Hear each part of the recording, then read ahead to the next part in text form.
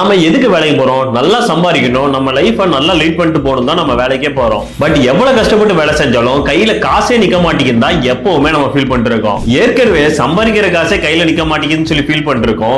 ஆனா நம்ம சம்பாதிக்கிற சேலரியிலயும் நம்ம டாக்ஸ் கட்ட வேண்டியதா இருக்கு. அந்த டாக்ஸேஷன் தான் இங்க இருக்குலயே நமக்கு மிகப்பெரிய செலவா இருக்கு. நம்ம கஷ்டப்பட்டு வேலை செஞ்சு நம்ம சேலரியில இருந்து பாதிய கவர்மெண்ட்டுக்கு டாக்ஸ்னு பேர்லயே நம்ம கொடுத்துறோம். அப்படி நீங்களும் ஃபீல் பண்ணிட்டே இருந்தீங்கன்னா இனிமேல் நீங்க ஃபீல் பண்ணவே தேவையில்ல. ஏன்னா நீங்க கட்டின டாக்ஸ் மணியை நீங்க வாங்கிக்க முடியும். இதுக்கு எவ்வளவு அலையணும், இதுக்காக எங்க போய் அலையணும்னு யோசிச்சுட்டு இருக்கீங்களா? இதுக்காக நீங்க அலையவே தேவையில்ல. ஏன்னா ஆன்லைன்லயே உங்களோட டாக்ஸ் ரீஃபண்ட் ஸ்டேட்டஸை நீங்க பாத்துக்க முடியும்.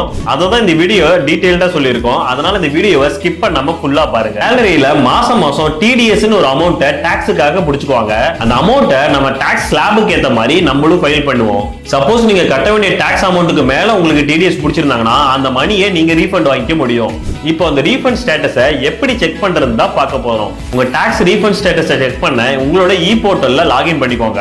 அப்புறம் இங்க இருக்க பெண்டிங் ஆக்ஷன்ங்கிற ஆப்ஷனை கிளிக் பண்ணிக்கோங்க.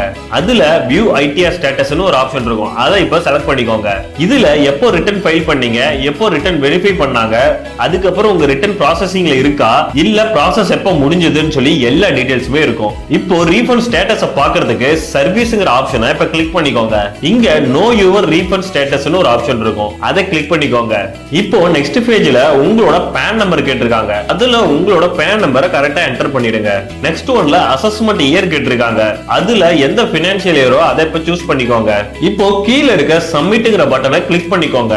இப்போ உங்களுக்கு நெக்ஸ்ட் பேஜுக்கு போகும். அங்க உங்க ரீஃபண்ட் சென்ட் ஆன டேட், அதோட ரெஃபரன்ஸ் நம்பர், அப்புறம் உங்க பேங்கோட யூடிஆர் நம்பரும் இருக்கும். சப்போஸ் இன்னும் உங்க அக்கௌண்ட்டுக்கு மணி கிரெடிட் ஆகலனா இந்த யூடிஆர் நம்பர் வச்சு நீங்களே வாங்கிக்க முடியும். சப்போஸ் உங்களுக்கு ரீஃபண்ட் எதுவுமே இல்லைன்னா நோ ரெக்கார்ட் ஃபவுண்ட்னு சொல்லி இந்த மாதிரி காட்டும். அங்கேயே உங்க ஐடிஆர் ஃபைல் ஆயிடுச்சான்னு சொல்லி செக் பண்ண சொல்லி காட்டும்.